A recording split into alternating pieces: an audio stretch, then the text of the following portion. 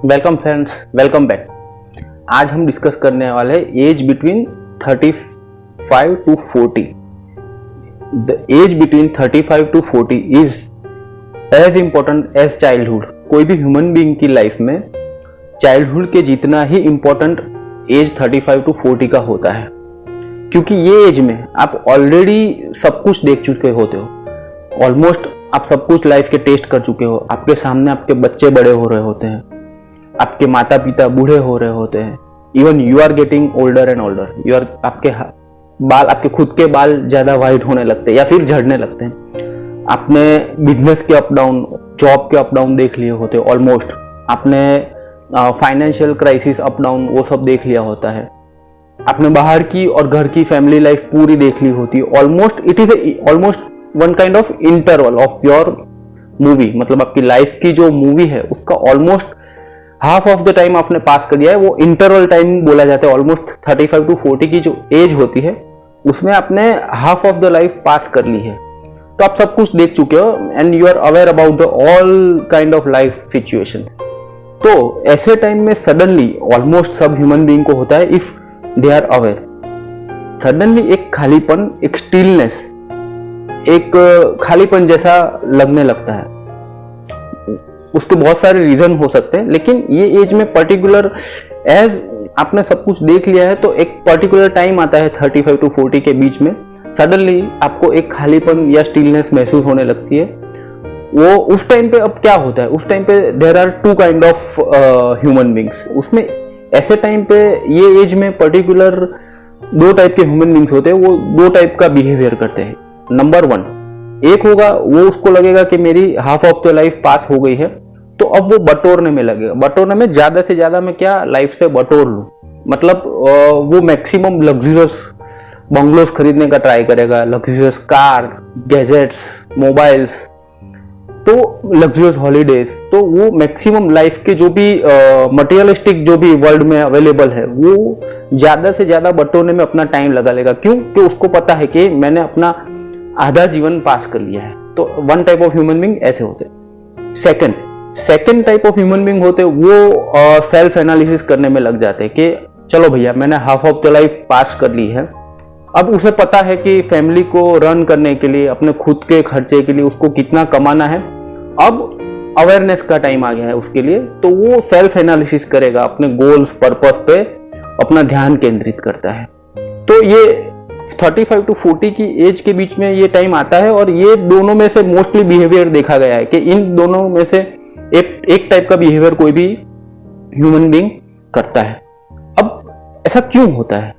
Maximum around 40 और अब तो 45, 35 टू 45, क्योंकि अब अवेयरनेस कम हो गई है तो 40 से ज्यादा 45 तक भी ये अवेयरनेस आ जानी चाहिए। उसके बाद भी नहीं आती है तो फिर कुछ नहीं हो सकता उसका। लेकिन मोस्टली अराउंड 40 और मैक्सिमम 45 ये एक मिड लाइफ क्राइसिस हर कोई मेल फीमेल जो भी हो वो फेस करता है। अब क्यों करता है? उसको अवेयरनेस नहीं है, लेकिन वो इसलिए करता है कि हम लोग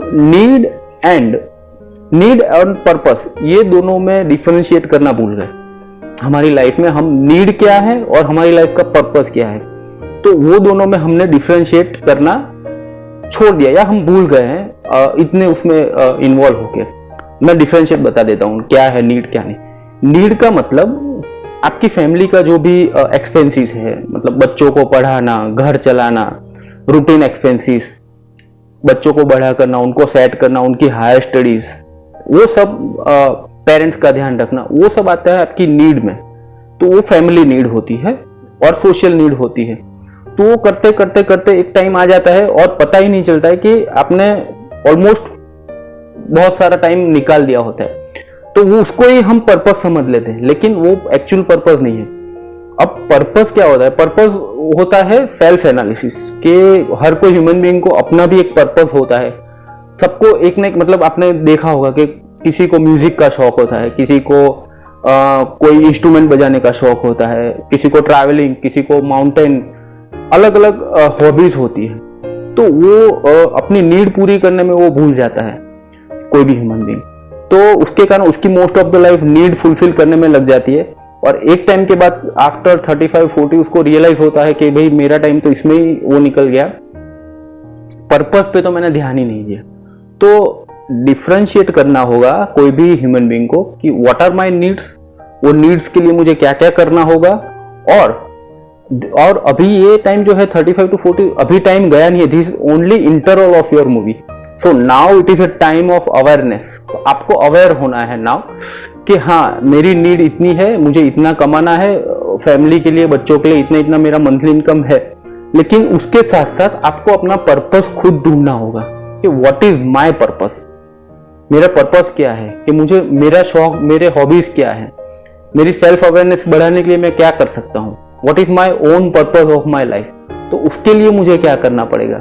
तो नीड एंड पर्पस ये दोनों में डिफरेंशिएट नहीं कर पाने के कारण बहुत सारे human being around the age between 35 to 45 they normally face a mid life crisis. और कई बार तो उनको तब भी पर्पस नहीं पता चलता है, तो some time it gets into some disease, physical और मेंटल, क्योंकि दे आर नॉट अवेयर कि ये किस कारण एक स्टिलनेस, खालीपन क्यों लग रहा है लाइफ में सब कुछ अचीव करने के बाद भी। तो वो some time it results into mental और फिजिकल डिजीज। तो उस टाइम पे बहुत सारे लोग डॉक्टर्स के पास भी चले जाते हैं, but that is not right time to go to the doctor. You need not a doctor, you need a master. At this age you don't need a doctor, you need a master who can train you to achieve your purpose of your life. तो doctor के पास जाने की कोई जरूरत नहीं है इस time पे। इस टाइम पे you need a Guru, you need a master जो आपको आपका पर्पस दिखा सके कि आपको लाइफ में आगे क्या करना है, आपके लाइफ का पर्पस आपको बता सके कि आप आगे क्या करना चाहते हैं, आपको डायरेक्शन दे सके।